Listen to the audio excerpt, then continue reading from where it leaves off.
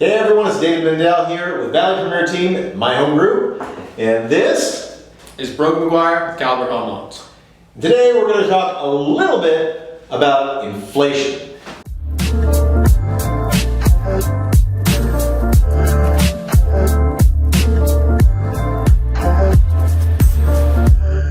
You've probably been hearing that term thrown around the media lately, you've maybe read some things about it, but ultimately, how do we define inflation? Well, inflation is the general raise in prices of goods and services in conjunction with the devaluing of the currency in whichever country that the inflation is occurring.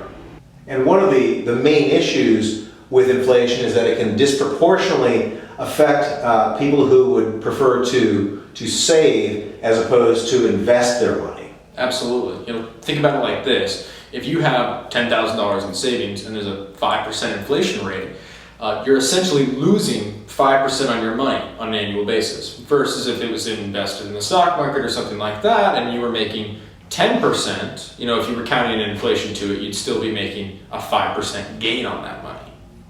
So what are some of the ways that we can protect ourselves from inflation, from the effects of inflation? Well, like I said, the stock market is generally a fairly safe place to put monies like that, at least in the sense of, keeping it away from inflation. But really the big thing is real estate.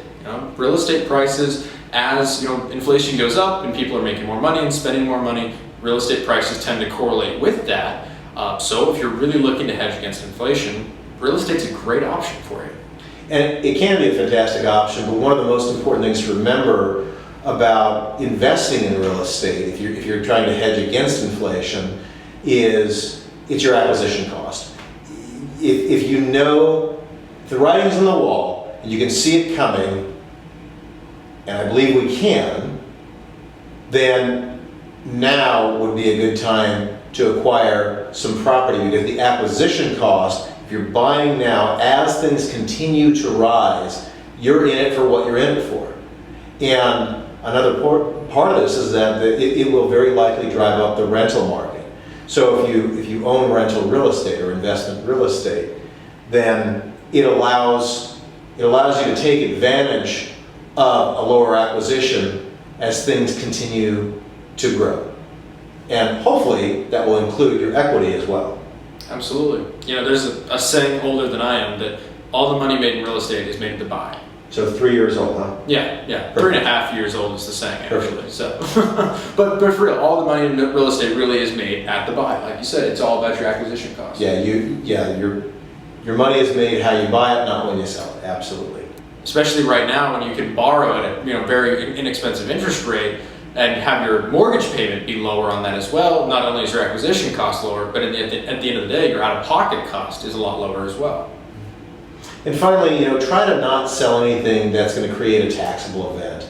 If you own investment property, for example, and you need to sell, or there's something else you want to invest in, you maybe want to repurpose your investment monies, there are ways, we won't go into that in this video, but there are ways to defer the capital gain tax payment that you might have on that property into another property or properties. So if you're curious about that, reach out to us directly. In the meantime, we hope that this gives you a little food for thought, and if you have questions about inflation or any of these things, again, we are not financial advisors, and we advise you to seek professional advice in that regard.